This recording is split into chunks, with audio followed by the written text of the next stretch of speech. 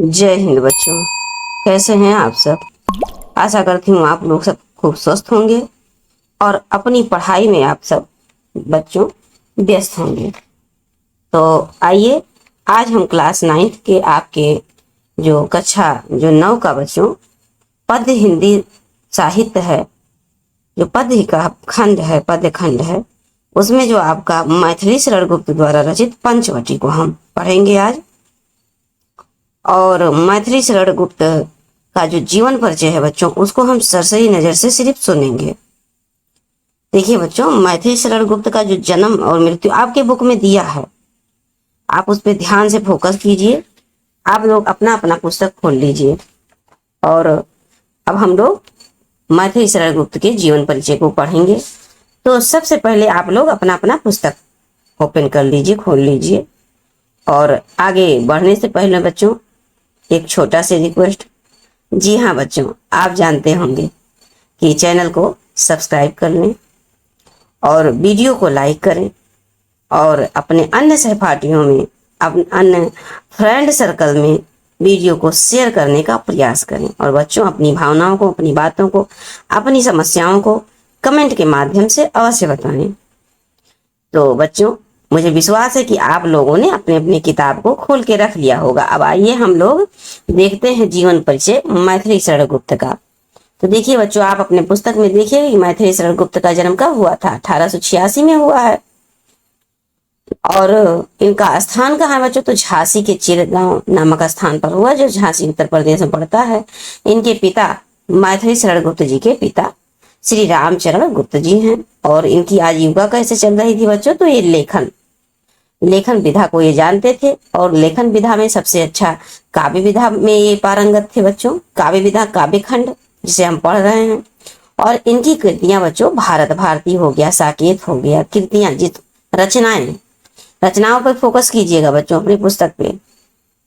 भारत भारती, साकेत, यशोधरा, द्वापर, जयद्रथ, किसान, जय भारत, पंचवटी आदि इनकी क्या है बच्चों, कृतियां हैं। हम फ्लो चार्ट पे मेन फोकस कर रहे हैं बच्चों। आपकी पुस्तक में दिया हुआ है जो फ्लो चार्ट, वर्गाकार में एक लिखा होगा जीवन परिचय, संक्षिप्त जीवन परिचय। हम उसी पे फोकस कर रहे हैं और आपको उसी को याद करना है। और इसी को आप लिख देंगे, एग्जामिनर आपको पूरा का पूरा नंबर देंगे। सबसे पहले आप ऊपर ऐसे देखिए बच्चों, हम समझा भी देते हैं आपको। ये समझ लीजिए आपका प्लेन पेपर है आपके एग्जाम का। अब यहाँ पर आपने लिख लिया जीवन परिचय। अब आपने यहाँ पर लिख लिया मैथिली शरण गुप्त जी का जीवन परिचय, समझ लीजिए यहाँ पर लिखा है मैथिली शरण गुप्त। अब उसके बाद यहाँ पर आप वर्गाकार ये बनाएंगे। देखिए ये वर्गाकार आपने बना लिया। अब उसके बाद यहाँ पर आप क्या लिखेंगे, मैथिली शरण जी का जो नाम है, जैसे मान लीजिए आपने नाम लिख दिया। पहले तो जन्म लिखेंगे, जन्म स्थान लिखेंगे, जन्म के बाद जन्म स्थान, पिता का नाम लिखेंगे।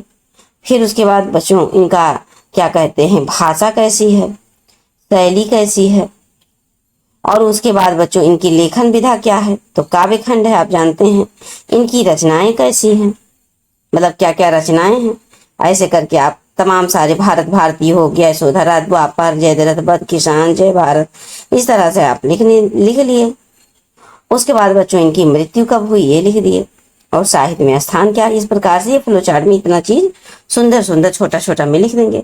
अब ये फ्लो चार्ट में जो चीज भरे रहेंगे बच्चों, इस फ्लो चार्ट में आप जो चीज भर के रखे रहेंगे, वही चीज आप ऐसे जीवन परिचय छोटा सा लिख के, सुंदर सा जीवन परिचय आपने जीवन परिचय लिख लिया यहाँ पर नीचे। अब उसके बाद ऐसे डैश करते हुए अब ये जो फ्लो चार्ट में लिखे रहेंगे वही चीज यहाँ वाक्यों में ऐसे लिखते हुए चले जाएंगे आप। मुझे विश्वास है चीजें आपको समझ में आ रही होंगी।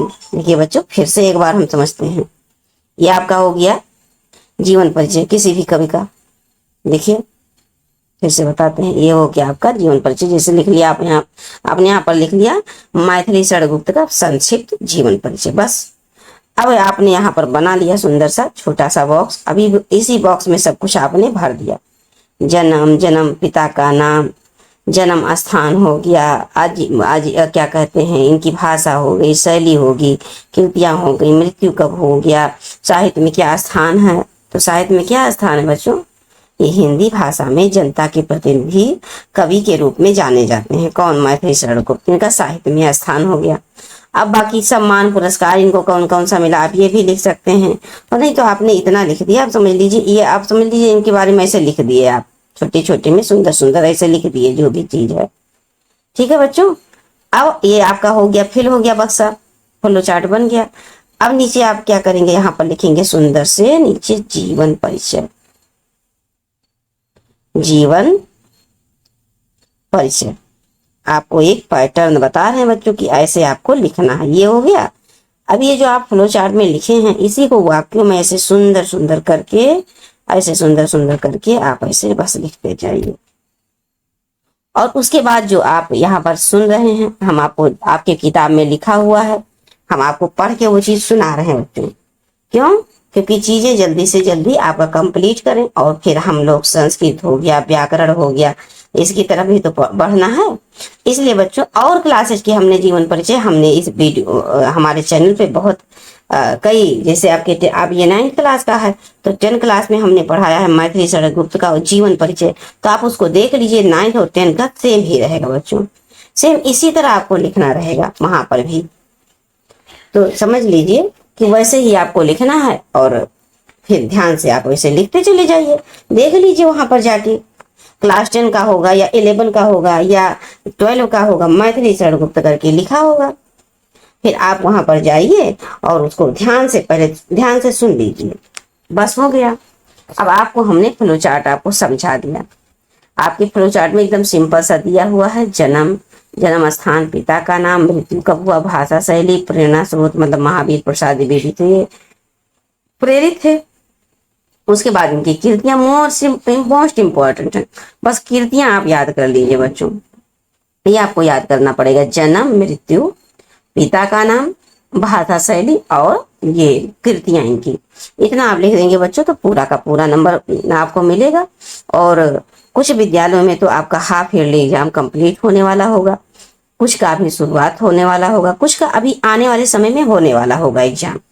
तो इसी दृष्टि से बच्चों, परीक्षा की दृष्टि से आपको हम ये अध्याय 5 आपका मैथिली शरण गुप्त जी द्वारा हम आपको पंचवटी अब कविता पढ़ेंगे और भावार्थ को समझेंगे। बच्चों आप भावार्थ पे फोकस कीजिएगा, बड़े ही ध्यान से 2 से 3 बार इस भावार्थ को समझ लीजिए। आपकी परीक्षा में इससे संबंधित जो भी क्वेश्चन बनेंगे आप बहुत ही आसानी से कर पाएंगे। आप इसको एक बार समझिए। आइए बच्चों, तब हम लोग अब पढ़ना प्रारंभ करते हैं। हमारे साथ आप भी पढ़ेंगे और भावार्थ को बड़े ही ध्यान से समझेंगे। तो देखिए, चारु चंद की चंचल किरणें खेल रही थी, जल थल में स्वच्छ चांदनी बिछी हुई थी, अवनी और अंबर तल में पुलक प्रकट करती है धरती हरित तृणों की नोकों से, और मानो झूम रहे हैं तर भी मंद पवन के झोंकों से। अब इसके भावार्थ को हम लोग समझते हैं बच्चों। अर्थ को देखिए, चारु माने सुंदर होता है, देखिए यहाँ पर चारु है नहीं, चारु माने सुंदर होता है। और अवनी आप तो जानते हैं पृथ्वी को कहा जाता है, अवनी इस पृथ्वी को, और अंबर आकाश को, अवनी अंबर। और फिर उसके बाद में पुलक, पुलक माने प्रसन्न होना, हर्षित होना, खुश होना। और हरित माने आप तो ये भी समझ रहे हैं हरित क्या होता है, हरे भरे। तृणों बच्चों, ये तृण जो है ना, इसको क्या कहते हैं, घास को कहते हैं, जो छोटे छोटे तिनके होते हैं घास जैसे, उसको तृण कहते हैं। और झूम रहे मतलब झीम रहे अर्थात क्या कहते हैं, झूम रहे हैं। और तरु माने आप जानते हैं बच्चों वृक्ष होता है, क्या, तरु माने वृक्ष होता है। अब आइए बच्चों हम लोग भावार्थ को समझते हैं। इसमें भावार्थ ये है, जैसे आपको संदर्भ पूछ लिया, मान ली सबसे पहले संदर्भ पर फोकस करते हैं, तो क्या आप लिखेंगे, प्रस्तुत पद्यांश हमारी पाठ्य पुस्तक के काव्य खंड के पंचवटी शीर्षक कविता से उद्धृत है या लिया गया है। ये मैथिली शरण गुप्त जी द्वारा रचित खंड काव्य पंचवटी से लिया गया है। बस हो गया बच्चों, आपका संदर्भ हो गया 2 नंबर पक्का। प्रसंग पूछ लिया मान लीजिए, तो आप क्या बताएंगे, प्रस्तुत पद्य में कवि ने चांदनी रात में पंचवटी की प्राकृतिक सुंदरता का क्या किया, वर्णन किया है। अब नेक्स्ट अब इसके भावों को देखिए बच्चों। गुप्त जी पंचवटी के रात्रिकालीन सौंदर्य का वर्णन कर रहे हैं। किस चीज का, रात्रि के समय का जो सौंदर्य है उसका वर्णन करते हुए कह रहे हैं कि सुंदर चंद्रमा की चंचल किरणें जल और थल अर्थात जल में और धरती पर के सभी स्थानों पर क्रीड़ा अर्थात खेल रही हैं, खेलती हुई प्रतीत हो रही हैं। चारों तरफ जगमग उजियाली हुआ है चंद्रिका की चंद्रमा की चंचल किरणों का धरती से लेकर आकाश तक चंद्रमा की स्वच्छ साफ सुंदर धवल चांदनी ऐसे फैली हुई जैसे धरती और आकाश में कोई सफेद चादर बिछी हुई हो। समझ पा रहे हैं बच्चों? ध्यान से सुनिए। फिर आगे कह रहे हैं कि धरती अपनी प्रसन्नता, देखिए धरती अपनी प्रसन्नता अर्थात पुलक प्रकट करती है धरती हरित तृणों की नोकों से। कहते हैं कि धरती अपनी प्रसन्नता अर्थात हर्ष खुशी हरे घास के तिनकों की नोक के माध्यम से उन्हें हिला हिलाकर अर्थात घासों को हिला हिलाकर अपनी खुशी प्रसन्नता को कौन? धरती प्रकट कर रही है। अर्थात तिनकों की नोक चांदनी में चमकती है और उसी चमक के कारण पृथ्वी की प्रसन्नता क्या है? व्यक्त हो रही है। अब देखिए बच्चों आगे क्या कह रहे हैं? आगे कह रहे हैं मानो झूम रहे हैं तरु भी मंद पवन के झोंकों से। कह रहे हैं वृक्ष भी मंद मंद सुगंधित वायु के झोंकों से झूमते हुए प्रतीत हो रहे हैं। वृक्षों को देखकर ऐसा लगता है कि वह भी अपनी प्रसन्नता को प्रकट करते हुए झूम रहे हैं। कहने का आशय यह है बच्चों कि पंचवटी के रात्रिकालीन सौंदर्य से सारी प्रकृति आनंदित हो रही है। तो यहाँ पर बच्चों भाषा आपका होगा साहित्य खड़ी बोली होगा और गुण यहाँ पर माधुर्य गुण प्रसाद गुण दिखाई दे रहा है बच्चों। यहाँ पर अलंकार आप देखिए अनुप्रास अलंकार है। चारुचंद पढ़ रहे हैं, देखिए यहाँ पर देखिए चारुचंद की चंचली, देखिए चावण की आवृत्ति कितना अच्छा हुआ है। आवरण की आवृत्ति यहाँ पर देखिए है ना, पावरण की आवृत्ति यहाँ पर है। तो ये सब क्या है बच्चों? ये अनुप्रास अलंकार की पहचान है। किसकी? अनुप्रास अलंकार की पहचान है। और यहाँ पर बच्चों मानो झूम रहे हैं, मानो ये देखिए मानो शब्द आ गया ना, तो यहाँ पर अनुप्रास के साथ साथ आपका उत्प्रेक्षा अलंकार होगा। जैसे जनु मनु जानो मानो जन हूं मन हूं ऐसे शब्द दिख जाए तो क्या होता है? फिर वहां पर उत्प्रेक्षा अलंकार होता है। आप देखिए बच्चों मानवीकरण अलंकार को हम पहचानते हैं। चंद्रमा की किरणों का जो पानी की लहरों से क्या हुआ है? धरती पर पड़ने से उत्पन्न जो आभा को मनुष्य की खेलने की प्रकृति के समान बतलाया गया है। अर्थात खेलने की प्रकृति किसकी होती है? मानव की। लेकिन यहाँ पर चंद्रमा की किरणों का पानी की लहरों के साथ खेलना दर्शाया गया, मानवीकरण किया गया है। इसलिए बच्चों यहाँ पर मानवीकरण अलंकार भी होगा। अब आइए नेक्स्ट पंक्ति पे हम लोग चलते हैं और ध्यान पूर्वक पढ़ते हैं। आप लोग भी हमारे साथ पढ़ेंगे बच्चों। चलिए शुरू हो जाइए। पंचवटी की छाया में है सुंदर पर्ण कुटीर बना, उसके सम्मुख स्वच्छ शिला पर धीर वीर निर्भीक मना। जाग रहा है कौन धनुर्धर जबकि भुवन भर सोता है, भोगी कुसुमायुध योगी सा बना दृष्टिगत होता है। व्याख्या को फोकस कीजिएगा बच्चों, बहुत इंपॉर्टेंट व्याख्या है ये। यहाँ पर पर्ण कुटी का होता है, कुटीर मतलब बच्चों कुटिया, और पर्ण माने पत्तों की, तो पत्तों की कुटिया। और सम्मुख का अर्थ होता है बच्चों सामने, सम्मुख का अर्थ होता है सामने। हमारे पर्ण कुटीर हमने बताया कि पत्तों की कुटिया। और शिला माने आप जानते होंगे पत्थर को शिला कहते हैं। ठीक है बच्चों, एक एक अर्थ को बढ़िया से समझते जाइए। और धीर का अर्थ यहाँ पर बच्चों धैर्य से होता है, धैर्य। धीर वीर निर्भीक मना अर्थात धैर्य, निर्भीक अर्थात निडर। धनुर्धर मतलब धनुष को धारण करने वाला। और भुवन मतलब बच्चों यहाँ पर होता है संसार से होता है भुवन का अर्थ। भुवन का अर्थ क्या है? भवन माने महल होता है, घर होता है। भुवन माने बच्चों देखिए कितना माइनर सा डिफरेंस है, देख रहे हैं? भवन भुवन, भवन माने घर और भुवन माने संसार।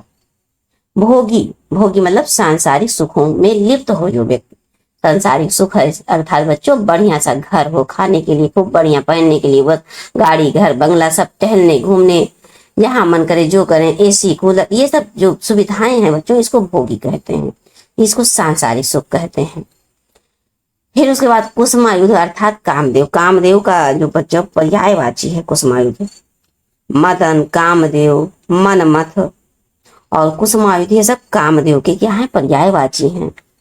और दृष्टिगत दिखाई देता है। ये सब ए टू जेड आपको पर्यायवाची हो गया, शब्द विलोम हो गया, ये सब हम 1 बाय 1 करके पढ़ाएंगे। देखिए बच्चों, हम आपको क्लास 9 से लेके 12 तक पढ़ा रहे हैं और पर डे हमारा वीडियो आपको अपने चैनल से प्रोवाइड करवा रहे हैं आप लोगों को। निरंतरता क्यों बनाए हुए हैं बच्चों? क्योंकि हमारा ये उद्देश्य है कि आपके परीक्षा के समय से पहले ही क्या है, सिलेबस कंप्लीट हो और अच्छे से कंप्लीट हो, आप लोग अच्छे से समझ सकें। यहाँ आइए बच्चों, अब यहाँ के हम व्याख्या को समझ लेते हैं। यहाँ पर देखिए क्या कह रहे हैं गुप्त जी। गुप्त अर्थात मैथिली शरण गुप्त जी कह रहे हैं कि पंचवटी की छाया में है सुंदर पर्ण कुटीर बना, उसके सम्मुख स्वच्छ शिला पर धीर वीर निर्भीक मना। तो कहते हैं कि पंचवटी की छाया में सुंदर पत्तों की एक कुटिया बनी हुई है। उस कुटिया के सामने एक स्वच्छ साफ पत्थर की शिला पर कोई धैर्यवान वीर और निर्भीक मनुष्य बैठा हुआ है। फिर उसके बाद कहते हैं जाग रहा है कौन धनुर्धर, जबकि भुवन भर सोता है, अर्थात संसार भर सो रहा है। भोगी कुसुमायुध योगी सा बना दृष्टिगत होता है। कह रहे हैं, कवि कह रहे हैं कि कोई धैर्यवान और वीर और निर्भीक मनुष्य बैठा हुआ है, जिसने अपने हाथों में धनुष धारण किए हुए है। पूरा संसार सो रहा है, परंतु वह कौन धनुधारी वीर व्यक्ति है जो इतनी रात्रि में भी जाग रहा है। उसके रूप सौंदर्य और तन्मयता को देखकर ऐसा प्रतीत होता है मानो सांसारिक सुख से लिप्त कामदेव योगी के पेश में यहाँ पर आके बैठे हुए हैं। तो बच्चों यहाँ पर छंद कौन सा है? मात्रिक छंद है। मात्रिक छंद कैसा होता है? मात्रिक छंद बच्चों प्रत्येक चरण में इसके 30 मात्राओं वाला ताटंक छंद होता है, उसे मात्रिक छंद कहते हैं। और यहाँ पर बच्चों शब्द शक्ति अभिधा है। अभिधा अर्थात यहाँ पर सीधे सीधे बातें कह रही है। देखिए कि जाग रहा है कौन धनुर्धर, जबकि भुवन भर सोता है। साफ साफ कह रहे हैं कि ये कौन है जो जाग रहा है जबकि पूरा संसार सो रहा है। और भोगी कुसुमा युद्ध योगी सा, मतलब जो भोगने वाला, मतलब कुसुम युद्ध मनमत कामदेव के समान है, वो योगी सा बना हुआ है। योगी सा दृष्टिगत होता है, अर्थात योगी के समान दिख रहा है, एकदम साफ साफ सीधे सीधे। बच्चों अभिधा का क्या था? शब्दों को हम लोग 3 प्रकार से प्रयोग करते हैं। एक तो अभिधा, दूसरा लक्षणा और तीसरा जो होता है बच्चों व्यंजना होता है।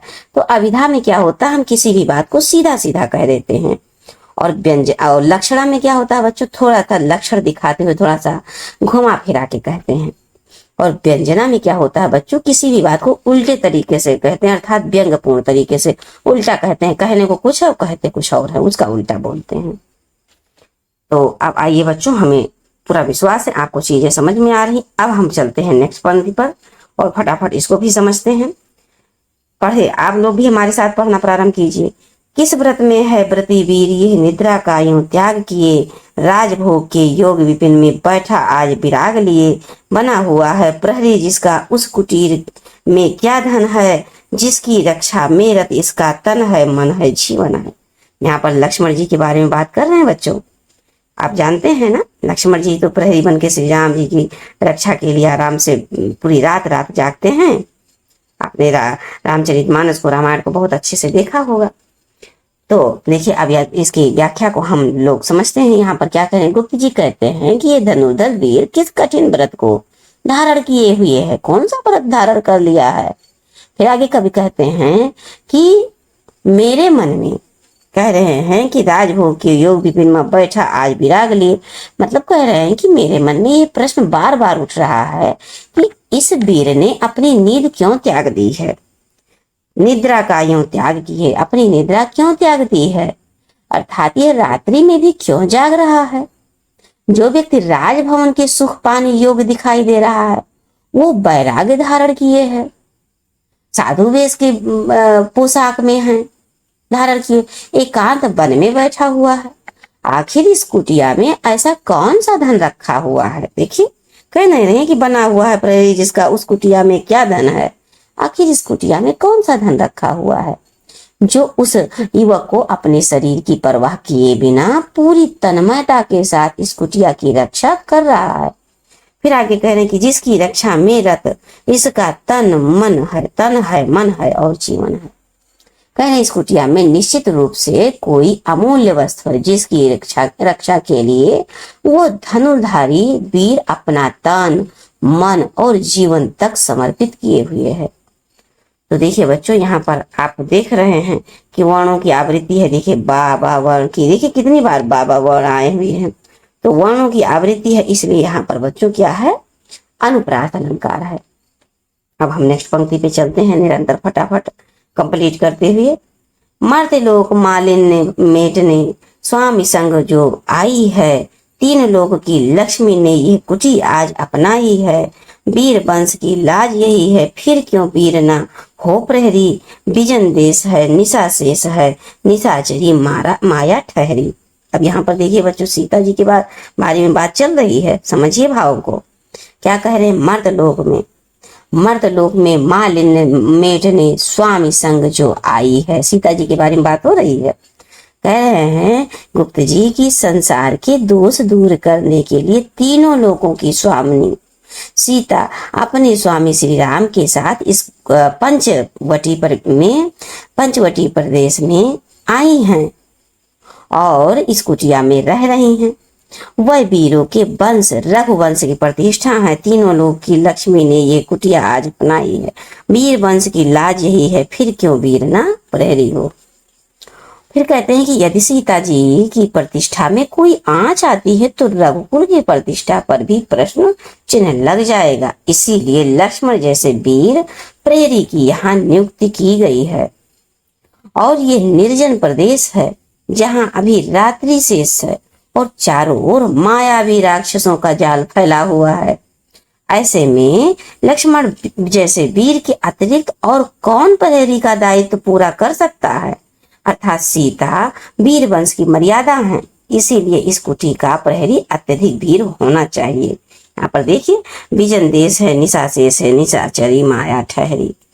तो आइए बच्चों, अब हम लोग नेक्स्ट पंक्ति पे चलते हैं। पंक्ति नंबर 5, ये 5 नंबर को देखिए बच्चों क्या कह रहे हैं इसमें। हमारे साथ आप भी फटाफट पढ़िए, आराम से पढ़ते रहिए।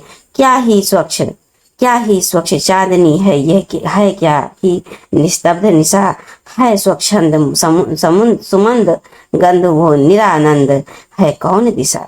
बंद नहीं अब भी चलते हैं नियत नटी के कार्यकलाप, पर कितने एकांत भाव से, कितने शांत और चुपचाप, कितने शांत और चुपचाप। तो बच्चों, यहाँ के दृश्यों का, यहाँ की प्रकृति का वर्णन यहाँ पर बड़े ही सुंदर भावों से मैथिली शरण गुप्त जी ने किया है।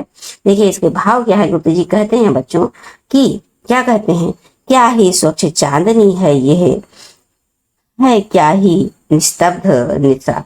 कहते हैं कि पंचवटी के प्राकृतिक सौंदर्य को निहारते हुए लक्ष्मण सोचते हैं कि पंचवटी में कितनी स्वच्छ और चमकीली चांदनी है तथा रात्रि भी बहुत शांत है, स्वच्छ है, सुगंधित है। देखिए, है स्वच्छंद सुमंद गंध वो निरानंद है कौन दिशा।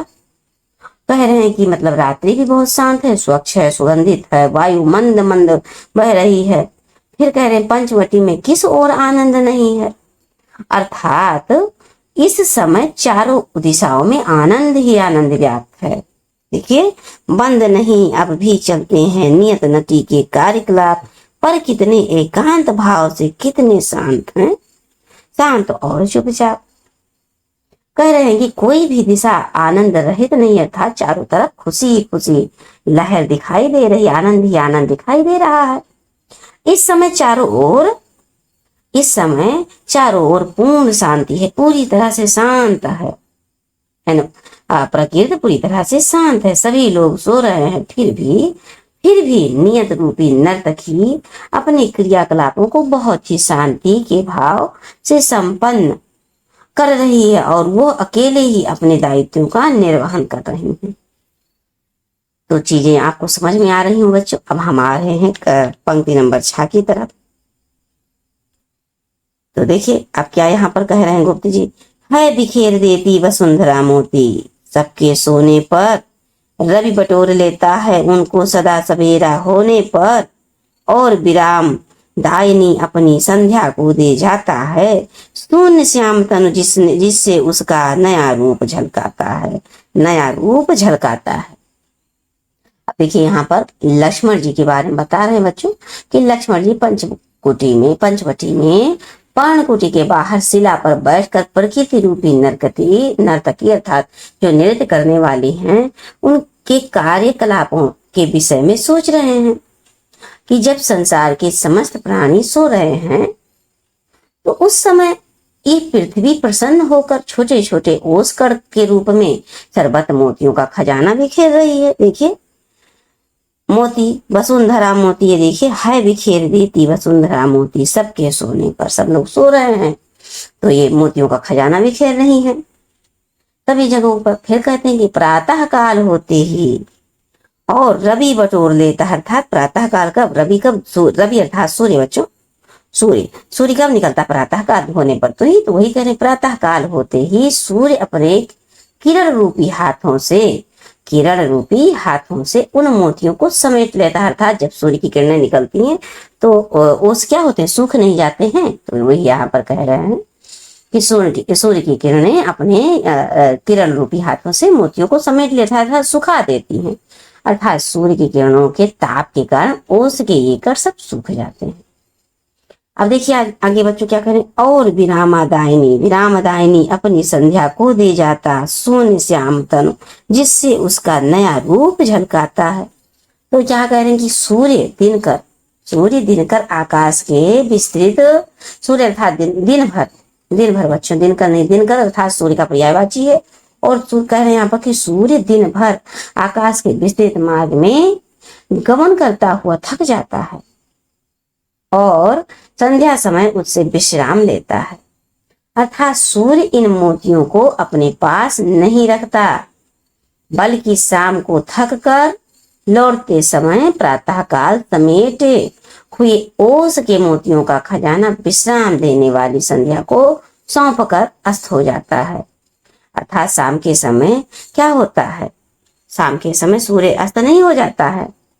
तो वही कह रहे हैं कि सूर्य अस्त हो जाता है। फिर क्या कह रहे हैं कि मानो वो अपने आराम का मूल्य संध्या को दे रहा हो, अर्थात वो जो आराम है उसका क्या कह रहा है, शाम को दे रहा है, शाम की मूल्य को बता रहा है कि अगर शाम ना हो तो मैं आराम कैसे करूं, अर्थात सूर्य आराम कैसे करे। तो इसलिए संध्या को ही धन्यवाद करता हुआ सूर्य कह रहा है कि मैं मतलब संध्या हो रही इसलिए मुझे आराम मिल रहा, विश्राम मिल रहा है, विरामदायिनी अपनी संध्या को दे जाता हो। तो यही मोती आकाश में तारागणों के रूप में और धरती पर ओस कणों के रूप में फिर से चमक उठते हैं। ऐसा लगता है जैसे संध्या ने अपने श्यामल तन को, मतलब संध्या का दृश्य कैसा होता है बच्चों, शाम नहीं हो जाता है। वही कह रहे हैं कि श्यामल तन को मोतियों से सजा लिया हो जिसे उसका जो नवीन सौंदर्य है झलक रहा है। अब आइए बच्चों हम नेक्स्ट पंक्ति पे चलते हैं और देखिए यहाँ पर 1 मिनट हम लोग पहले देख लेते हैं कि कहाँ तक हमारा पंक्ति है। पंक्ति नंबर 9 तक है और हम अभी पंक्ति नंबर 6 को कंप्लीट किए हैं। मात्र हमारे पास 3 पंक्ति बचा हुआ, फटाफट इसको भी समझ लेते हैं। पूरे धैर्य के साथ बच्चों बने रहिए। सरल तरल जिन तुहिन कणों से हंसती हर्षित होती है, अति आत्मीया प्रकृति हमारे साथ होने से रोती है। अनजानी भूलों पर भी वो अदय दंड तो देती है, पर बूढ़ों को भी बच्चों सा सदैव भाव से सेती है, अर्थात सेवा करती है। तो अब यहाँ पर देखिए गुप्ती जी क्या कह रहे हैं बच्चों, व्याख्या पर पूरा फोकस कीजिएगा। आपने व्याख्या को अच्छे से समझ लिया तो फिर आप इससे संबंधित कोई भी क्वेश्चन बनेगा तो आप अच्छे से एग्जाम में कर पाएंगे। तो यहाँ पर गुप्त जी फिर क्या कहते हैं, देखिए लक्ष्मण जी सोच रहे हैं, मतलब लक्ष्मण जी के बारे में यहाँ वर्णन हो रहा कि सरल तरल जिन तुहिन कणों में हंसती हर्षित होती है। तो कह रहे हैं कि लक्ष्मण जी सोच रहे हैं कि यही प्रकृति ओस की बूंदों के माध्यम से अपनी प्रसन्नता प्रकट और वेदना की स्थिति में आत्मीय बनकर आंसू बहाती है। मतलब जब ज्यादा ओस गिरता है तो वो आंसू के रूप में प्रकट होती है। फिर आगे कहते हैं कि लक्ष्मण जी प्राकृतिक विधान के विषय में सोचते हुए कहते हैं, क्या कहते हैं कि अत आत्मीय प्रकृति हमारे साथ होने में रोती है और अनजानी भूलों पर भी वो अदय दंड तो देती है, पर बूढ़ों को भी बच्चों सा सदैव भाव से सेती है। तो यहाँ पर कह रहे हैं बच्चों, कौन? लक्ष्मण जी सोच रहे हैं कि यही प्रकृति जाने अनजाने में हुई हमारी भूलों और अपराधों के लिए भी कठोर दंड हमें देती है, और कभी कभी यही दयालु बनकर बूढ़ों की भी, जो बूढ़े होते हैं उनको भी बच्चों के समान सेवा करती है। इस प्रकार प्रकृति के कठोर और कोमल दोनों रूप हमारे समक्ष प्रकट करते हैं कवि। यहाँ पर प्रकृति में आत्मीयता और संरक्षण का भाव प्रकट होता है बच्चों। अब आइए नेक्स्ट पंक्ति पे हम लोग चलते हैं, पंक्ति नंबर 8। 2 लाइन यहाँ पर पहले पढ़ लेते हैं। 13 वर्ष व्यतीत हो चुके, पर है मानो कल की बात, वन को आते देख हमें जब आर्त अचेत हुए थे तार। ध्यान से इसको समझिएगा, बड़ा सुंदर पंक्ति यहाँ पर चल रहा है बच्चों। क्या कह रहे हैं गुप्त जी कि लक्ष्मण जी सोच रहे हैं ये बात कि आज वनवास को 13 वर्ष बीत चुके हैं, फिर भी ऐसा लग रहा है मानो कल ही की बात है। जब हम वन के लिए प्रस्थान कर रहे थे तो पिताश्री कैसे दुखी थे और अचेत हो गए थे। अब बस वनवास की अवधि बीतने ही वाली है। क्या कहते हैं, वन को आते देख हमें जब आर्त अचेत हुए थे। फिर आगे कहते हैं कि अब वनवास बीतने ही वाली है। देखिए बच्चों 2 लाइन यहाँ पर है। कहते हैं कि अब वो समय निकट ही है, मतलब बीतने ही वाली है, जब अवधि पूर्ण होगी वन की, मतलब वन में रहने की अवधि कंप्लीट हो जाएगी, पूरी हो जाएगी, किंतु प्राप्ति होगी इस जन को इससे बढ़कर किस धन की। आगे बच्चों इसको समझिए कि क्या कहते हैं कि मात्र कुछ समय शेष रह गया है, जब हम अयोध्या लौट जाएंगे। मुझे इस वनवास की अवधि में श्री राम और सीता जी की सेवा का जो सुअवसर प्राप्त हुआ, वो उस राजभवन में समृद्धि वातावरण में कहाँ मिलेगा। अर्थात मुझे तो भ्रातृ भक्ति रूपी जो यह सर्वश्रेष्ठ और महान धन प्राप्त हुआ, अर्थात ये जो कार्य मिला है, उनकी रक्षा सुरक्षा प्रहरी बनने का, सेवा करने का, वो अयोध्या में वो दुर्लभ है। मतलब वहां पर ऑलरेडी सब रहेंगे सेवा सत्कार के लिए, क्योंकि इस धन से बढ़कर मेरे लिए तो कोई धन नहीं है। वो कहते हैं क्योंकि मेरे लिए तो प्रभु की सेवा से बढ़कर कोई और धन नहीं है। कहते नहीं, किंतु प्राप्त होगी इस जन को, मतलब अपने आप को कह रहे हैं, इससे बढ़कर किस धन की। अब आइए बच्चों नेक्स्ट पंक्ति, हम अंतिम पंक्ति को और आगे बढ़ रहे हैं। देखिए, और आर्य को राजभार तो वह प्रजार्थ ही धारेंगे, व्यस्त रहेंगे हम सबको भी मानो विवश बरसारेंगे, और कर विचार लोकोपकार का हमें न इससे होगा शोक, पर अपना हित आप नहीं क्या कर सकता है नरलोक। पर अपना हित आप नहीं क्या कर सकता है नरलोक। बड़ा ही सुंदर यहाँ पर भाव है बच्चों, ध्यान से इसको सुनिएगा। देखिए क्या कह रहे हैं गुप्त जी, लक्ष्मण जी फिर आगे सोच रहे हैं। गुप्त जी कह रहे हैं कि लक्ष्मण जी सोच रहे, देखिए क्या सोच रहे हैं कि और आर्य को राजभार तो वह प्रजार्थ ही धारेंगे। अर्थात कह रहे हैं कि वनवास की अवधि समाप्ति पर है। जब हम लोग अयोध्या लौट जाएंगे तब आर्य अर्थात श्री राम को राजकाज देखना पड़ेगा। उनकी स्वयं की राजकाज की इच्छा ना होते हुए भी प्रजा के हित के लिए राज्य का भार उन्हें संभालना ही पड़ेगा। फिर आगे क्या कहते हैं बच्चों की व्यस्त रहेंगे हम सबको भी मानो विवश विसारेंगे, और कर विचार लोकोपकार का हमें न इससे होगा शोक। और फिर कहते हैं कि पर अपना हित आप नहीं क्या कर सकता है नरलोक। तो देखिए बच्चों, अब यहाँ पर क्या कह रहे हैं कि प्रजा के हित चिंतन में उनकी व्यस्तताएं इतनी अधिक हो जाएंगी कि वो हम सबको भी भूल जाएंगे, मतलब भूलने के लिए विवश हो जाएंगे, लेकिन हमें इसका कोई दुख नहीं होगा। क्यों? क्योंकि हम जानते हैं कि वे लोगों के उपकार के लिए ही व्यवस्था पूर्ण ये कार्य करेंगे, अर्थात राजकार्य राजभार संभालेंगे। फिर आगे लक्ष्मण जी सोच रहे हैं, देखिए, लक्ष्मण जी मन ही मन में क्या एक सवाल उठ रहा है कि एक बात समझ में नहीं आती है कि लोग स्वयं अपना हित क्यों नहीं कर सकते। इसके लिए राजा पर निर्भर रहना क्या आवश्यक है। यदि सभी अपना और दूसरों का भला स्वयं करने लगे तो यह संसार कितना सुंदर और सुखद हो जाएगा। देखिए बच्चों, यहाँ से हमारे कवि से क्या कहते हैं, मैथिली शरण गुप्त ने कितना सुंदर संदेश दिया है कि लोगों को राजा की आवश्यकता क्यों है, वो स्वयं अपना भला क्यों नहीं कर सकते। अपना भला करें और साथ में दूसरे का भला करें। हम लोग एक दूसरे का अगर भला सोचेंगे, भला करेंगे, तो ये संसार वैसे ही इतना सुंदर हो जाएगा, किसी राजा की क्या आवश्यकता रह जाएगी। तो देखिए बच्चों, अब ये समाप्त हो गया है आपका पंचवटी। आज हमने बहुत अच्छे से इसको समझ लिया है। अब हम आपको नेक्स्ट क्लास में पुनर्मिलन से मिलेंगे। किससे? पुनर्मिलन से। किसका है? जयशंकर प्रसाद का है बच्चों। तो हमें विश्वास है कि चीजें आपको बहुत अच्छे से समझ में आई होंगी बच्चों। इसको थोड़ा सा आप 3 से 4 बार सुन लीजिएगा, जितनी बार आप सुन सकते हैं। आपको समझ में जब तक ना आए सुनते रहिए, और समय कम हो तो इसको फास्ट मोड करके मतलब बार बार बस सुन लीजिए ताकि आपको याद हो जाए। और हमने आपको जीवन परिचय का जो मैथिली सर जी गुप्त जी का जो जीवन परिचय का जिक्र किया है, इसको आप अपने पुस्तक से पढ़िए। और बच्चों, अगर आप और सुनना भी चाहते हैं तो हमारे इस चैनल पर क्लास किसी अन्य क्लास का नाम लिखा होगा, मैथिली शरण गुप्त का जीवन परिचय।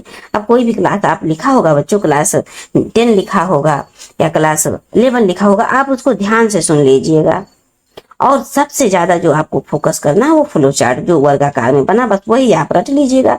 बाकी सुनने के लिए आप ध्यान से उसको सुन लीजिएगा ताकि आपको चीजें ज्यादा समय तक याद रहे। तो बच्चों, चलते चलते एक रिक्वेस्ट और करना चाहेंगे।